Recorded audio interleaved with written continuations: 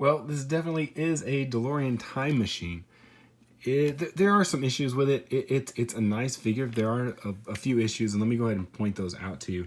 You should be able to see it pretty soon in here with the paint app.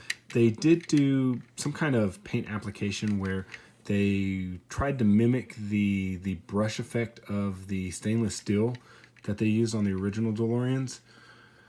And what they did is they used some kind of paint application and then brushed it on to create that effect, and then put a clear coat over the top of it. Well, the areas where you have these detailings and stuff, it's kind of muddy. It looks a little dirty. It looks like, you can see here with the flex band where it goes across here and then back down here. It also has that muddy effect. One other thing that I noticed that I thought was a little weird was the way that the license plate is on here. I do believe, I had to double check, but Back to the Future DeLorean number 2 for Back to the Future 2 had the barcodes on it because he was basically, it was from the future where they had the license plate barcodes on there. Take a look. There's a lot of detail in this, especially with the area right here. And main reason you can tell that this is the Back to the Future 2 DeLorean is if you come here, you can see that you have Mr. Fusion here. Yeah, now Mr. Fusion did show up at the very end of Back to the Future 1, but that was the segue into going into Back to the Future 2. So taking a look, it does not have hover conversion on here. It's just a regular die-cast type car. It does roll pretty well if you take a look at that. Here, something that I did notice is that the front tires are a little bit bigger than or a little bit wider than the front tires, which is correct from what I understand.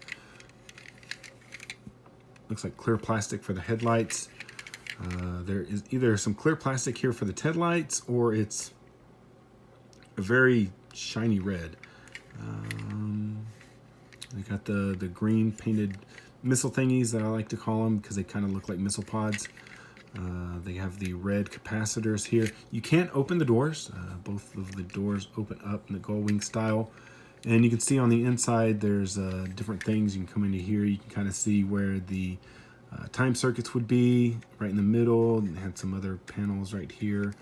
The little gold box that was in the middle here where you would turn on the time circuits and stuff. It doesn't look like, I can't see it in here, but it doesn't look like there's a flux capacitor back here. It looks like it's just a blank wall. And the seats don't pull up, and it's really hard to see it back there. Yeah, because I don't see anything. Oh, something else that I did notice is that it has the panels for the doors right here also.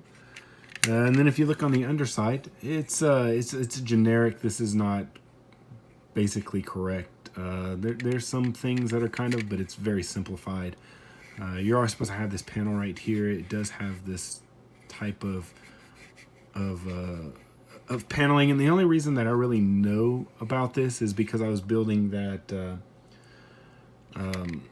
Back to the Future DeLorean, that really large one, and I've built the main chassis and stuff like that. And this is a little big for the muffler, because the muffler is flat and it lines up against the back of the motor. But everything else looks fairly well. Something else that I did see is that it does have the scale on here, and I don't remember the scale being with any of the other ones. So it says it's 1/32nd, and it does say Back to the Future on there. It doesn't say Back to the Future 2, but we know because of this that it is. So. All right, well, that's going to pretty much do it for my review of this Back to the Future 2 Jada 1/32nd scale vehicle. If you did enjoy this video, please give us a thumbs up. If you haven't already subscribed, go ahead and do that right now. This is Tambeyoda. See you guys next time.